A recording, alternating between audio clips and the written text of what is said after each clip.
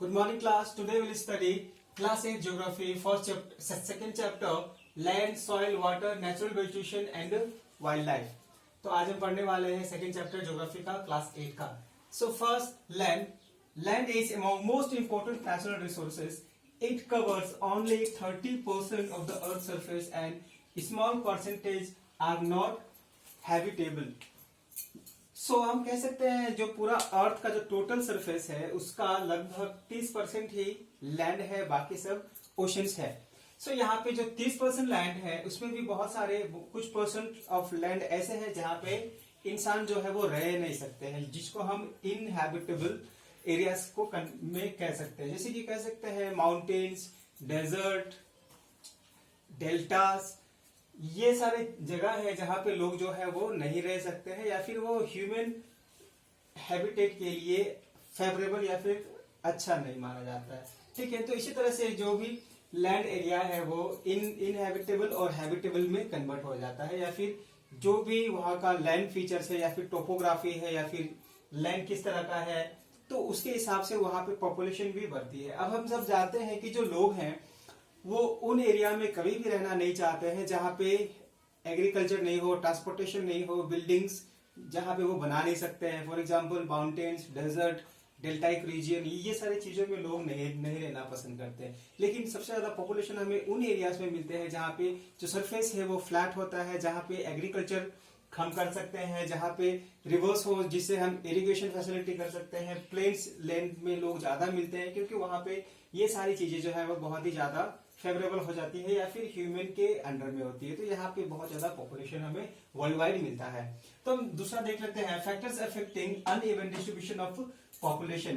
तो वो कौन कौन से फैक्टर्स हैं जहाँ पे जो पॉपुलेशन है वो एक जैसा हर जगह हमें क्यों नहीं मिलता, उसके कौन कौन से कारण है इसको हम देख लेते हैं.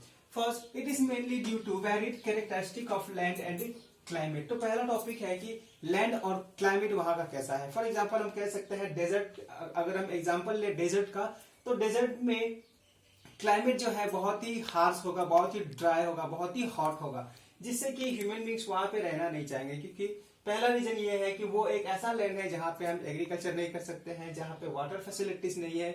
और दूसरा, यहाँ पे जो टेम्परेचर है वो बहुत ही ज्यादा गर्मी है या फिर बहुत ज्यादा हॉट है, जिसकी वजह से ह्यूमन जो है वो यहाँ पे सर्वाइव नहीं कर पाते हैं. इसके अलावा और भी बहुत सारे रीजन है जिससे कि पॉपुलेशन जो है वो डिपेंड करता है कि कितना पॉपुलेशन होगा या फिर कम होगा कि ज्यादा होगा. अब देख लेते हैं अदर फैक्टर्स जो है वो कौन कौन से हैं. So other factors are the rugged topography. So rugged topography का मतलब है वो जो जमीन है या फिर जहां पे लोग रह रहे हैं वो किस तरह का जमीन है. उबड़ खाबड़ जमीन है, अप एंड डाउन है, स्लोप्स है, माउंटेन्स है, हिल्स है, वो किस तरह का जमीन है. सो उसको हम कह सकते हैं रग्ड टोपोग्राफी. तो रग्ड टोपोग्राफी का सीधा सीधा ये मतलब भी है कि एक ऐसा उबड़ खाबड़ एरिया जहां जो टूटा फूटा है, मीन्स अनइवन है, फ्लैट नहीं है. दूसरा, स्टेप स्लोप्स. अब जैसे कि हम सब देख सकते हैं जो भी हिली एरियाज में जो लोग रहते हैं वहां भी बहुत ही कम पॉपुलेशन मिलता है क्योंकि वहां पे लैंड फ्लैट नहीं है. सो वहां पे कंस्ट्रक्शन ऑफ हाउसेस बहुत ही ज्यादा डिफिकल्ट हो जाता है, जिसकी वजह से यहाँ पे स्पैर्सली या फिर बहुत ही कम पॉपुलेशन मिलता है. अब उसका कारण यही है कि जो स्टेप स्लोप्स हैं वहां पे कंस्ट्रक्शन करना बहुत ही ज्यादा मुश्किल है और ये स्टेप स्लोप्स में एग्रीकल्चर भी नहीं हो पाता, जिसकी वजह से यहाँ पे लोग जो है वो बहुत ही कम मिलते हैं, specially in the mountain region. फिर third one is low lying areas. अब low lying areas means valleys में जो दो माउंटेन्स है उसके वैलीज में होता क्या है कि अगर कोई लोग रहने लगे तो वहां पे प्रॉब्लम ये आता है कि ऑफ्टेनली वहां पे हैवी रेनफॉल के वजह से फ्लड, लैंडस्लाइड, एवलांचेस, इस तरह के बहुत सारे नेचुरल कैलामिटीज है जो वहां पे हिट करते हैं, जिसकी वजह से लोगों को यहाँ पे बहुत ज्यादा दिक्कतें होती है, जिसकी वजह से यहाँ पे लोग रहना पसंद नहीं करते हैं. मीन्स सीधे सीधे यहाँ पे लोग जो है या फिर डेंसिटी ऑफ पॉपुलेशन यहाँ पे बहुत ही ज्यादा कम होती है. फिर दूसरा हम कह सकते हैं ससेप्टिबल टू वाटर लॉगिंग. अब एक ऐसा एरिया जहाँ पे हमें जो है वाटर लॉगिंग की फैसिलिटीज हो या फिर ज्यादा ओवर वाटर लॉगिंग नहीं होनी चाहिए. जैसे कि हम कह सकते हैं डेल्टाइक रीजन में भी लोग ज्यादा रहना नहीं पसंद करेंगे क्योंकि वहां पे बहुत ज्यादा पानी है या फिर बहुत ही स्पार्सली पानी होता है. फिर उसके बाद हम कह सकते हैं डेजर्ट एरियाज. डेजर्ट में हम सब जानते हैं कि डेजर्ट एरिया जो है वो एक humid and arid dry climate है और हॉट क्लाइमेट है जहां पे survival of the human beings और एनिमल्स बहुत ही ज्यादा डिफिकल्ट है. फिर इसके बाद thick forest areas are normally sparsely populated और uninhabited।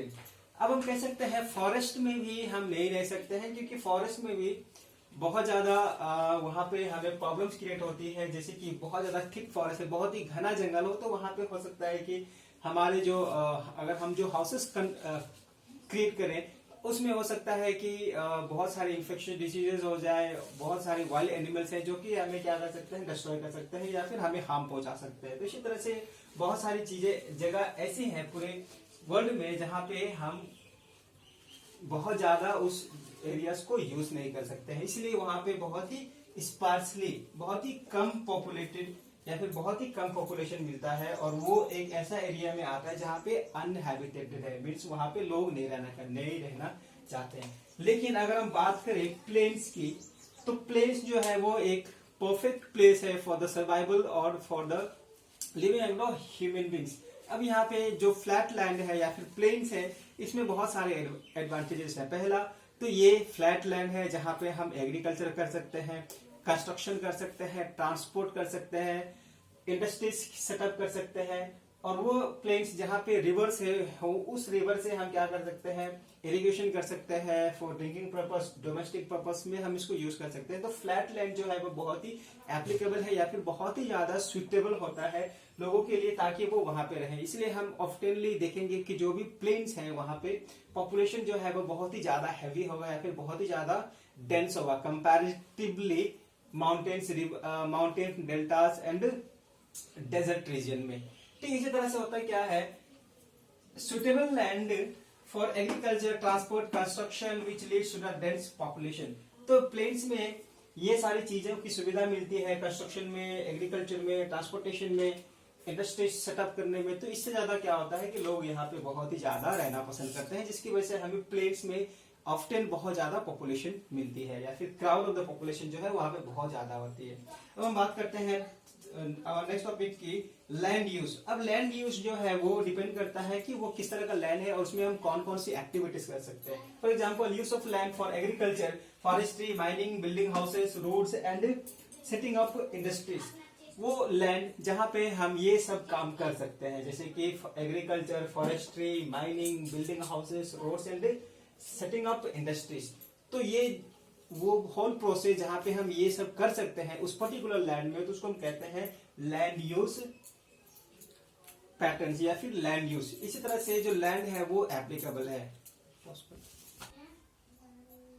Our next topic is factors affecting land use.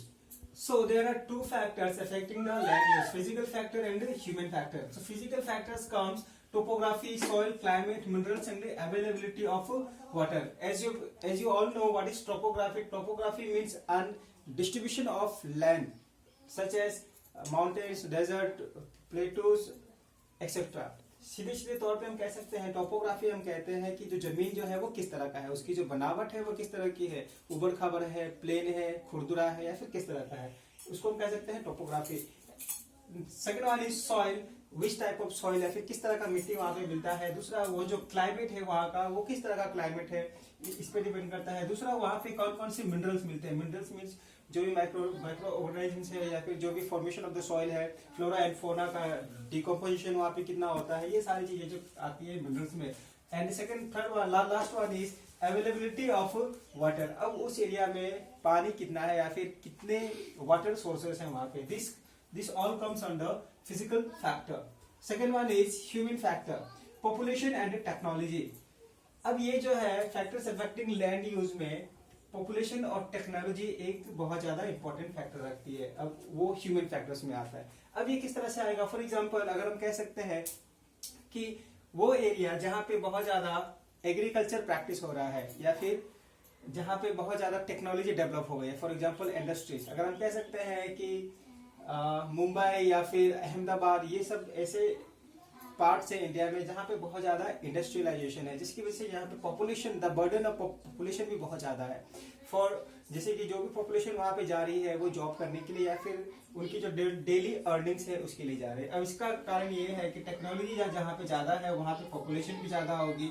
अब टेक्नोलॉजी में हम कह सकते हैं कि ह्यूमन बीइंग के पास इतनी नॉलेज है कि वो किसी भी नेचुरल रिसोर्स को कन्वर्ट करके उसको यूज करने के लायक बना सकते हैं, जिसकी वजह से होता है क्या है कि इंडस्ट्री सेटअप हो रही है जिससे हम बहुत चीजें बना रही है। इसका रिजल्ट ये आता है कि पॉपुलेशन वहां पे बहुत ज्यादा बढ़ रहे हैं। तो लैंड यूज पैटर्न में दो टॉपिक्स आता है, पहला physical factors and second one is the human factor. फिर हम देख लेते हैं नेक्स्ट सब टॉपिक में classification of land based on ownership. अब जो लैंड है वो उसको हमने फिर फर्दर दो टाइप में कैटेगराइज किया है। पहला है private land, land owned by individual और ए सिंगल पर्सन।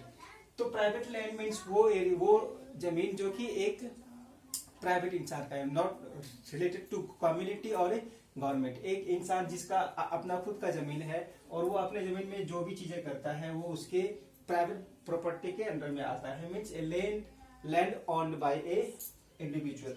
फिर दूसरा आता है community, land owned by community for common use like collection of fodder, fruits, nuts और मेडिसिनल हर्ब्स।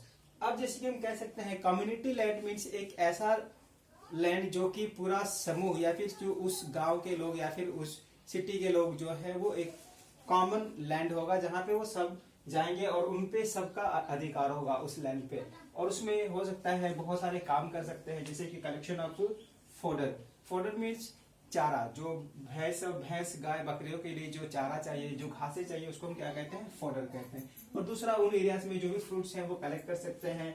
उसके बाद फ्रूट्स और नट्स जो है, उसके बाद मेडिसिनल हर्ब्स, उस पर्टिकुलर प्लेस में जो भी मेडिसिन है उन सबको वो कलेक्ट कर सकते हैं। तो ये एक ऐसा बेनिफिट है कम्युनिटी लैंड का कि वहां पे जो भी लोग हैं वो क्या कर सकते हैं, उस लैंड को यूज कर सकते हैं without any restriction.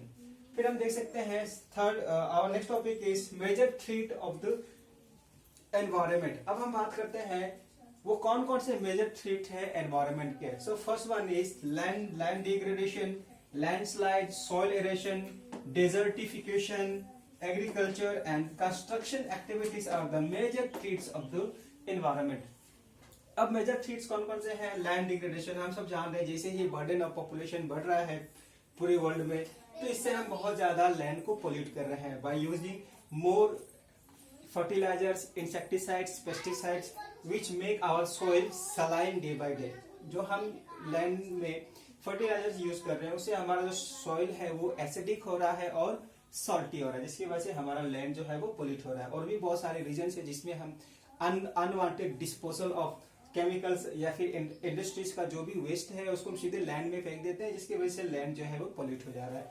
Second one is landslide. अब लैंडस्लाइड एक ऐसा रीजन है जहां पे एक ऐसा प्रॉब्लम है जिसमें अगर ह्यूमन बींग जो है वो कंस्ट्रक्शन ऑफ रोड या फिर स्टेप स्लोप्स के थ्रू अगर वो एग्रीकल्चर करना चाहते हैं तो वहां पे भी लैंडस्लाइड्स होते हैं, जिसकी वजह से बहुत ज्यादा लॉसेस होते हैं हमारे इन्वायरमेंट को। Third one is soil erosion. As you all know what is soil erosion. अब बहुत ज्यादा ऐसा होता है कि हम जो है वो फॉरेस्ट को क्लीन कर देते हैं फॉर एग्रीकल्चर, फॉर कंस्ट्रक्शन। अब होता क्या है, ड्यूरिंग रेनी सीजन जो है सॉइल जो है वहां पे लूज हो जाती है और उस थोड़ा सा हल्के बारिश में भी वहां का जो टोटल लैंड मासेस है वो बह जाता है, जिसको हम कह सकते हैं सॉइल इरोशन, या फिर और भी बहुत सारे रीजन है सॉइल इरोशन के। Fourth one is desertification. Desertification का मतलब है कि हमने देखा होगा कि जो डेजर्ट्स हैं जैसे कि थार डेजर्ट जो है इंडिया में, जो राजस्थान में जो डेजर्ट है वो डे बाय डे इंक्रीज हो रहा है। वो इसलिए भी है क्योंकि डेजर्ट्स के आसपास हमने कोई भी बैरियर नहीं लगाया है फॉर जैसे कि कंटोर प्लॉविंग नहीं है, या फिर हमने शेल्टर बेल्ट नहीं लगाए हैं, या फिर हमने उसके आसपास में फॉरेस्ट्री नहीं लगाए हैं, जिसकी वजह से जो एयर जो ब्लो कर रही है और जो सैंड को वो उड़ा कर ले जा रही है वो डिस्टेंस तक नहीं जाए, जिसकी वजह से फर्दर उसका ब्रॉडनेस या फिर वो फर्दर एक्सटेंड नहीं कर जाए। इसी को हम क्या कह सकते हैं, desertification. Next one is agriculture. अब एग्रीकल्चर एक ऐसा मेजर फैक्टर है जिसकी वजह से ये सारे कैलामिटीज जो है वो हो रहे हैं। जैसे कि ह्यूमन बीइंग को सबसे पहले एग्रीकल्चर पे फोकस करना होता है, because agriculture is the backbone of the Indian economy. तो यहाँ पे फूड जो है वो बहुत ही नेसेसरी आइटम है, जिसके लिए एग्रीकल्चर जो है वो प्राइमरी एक्टिविटी है, और इसके तहत जो भी चीजें होती हैं वो थ्रेट्स टू द एनवायरनमेंट को क्रिएट करती है। अब बात करते हैं कंस्ट्रक्शन एक्टिविटीज। अब कंस्ट्रक्शन एक्टिविटीज में भी हो सकता है कि अगर हम कहें इन हिली एरियाज में अगर हम जाएं वहां पे हम रोड को कंस्ट्रक्ट करते हैं, बिल्डिंग्स को कंस्ट्रक्ट करते हैं, जिसके वजह से होता क्या है, हम जो माउंटेन्स है उसको स्टेप्स वाइज काटते हैं टू कंस्ट्रक्ट रोड। इसका रिजल्ट ये आता है कि वहां पे मैसिव लैंडस्लाइड होता है, एवालेंचेस होते हैं in ice area, for example Ladakh and all this. इसी तरह से ये सारी चीजें जो है वो मिल करके क्या बनते हैं, major threats of the environment.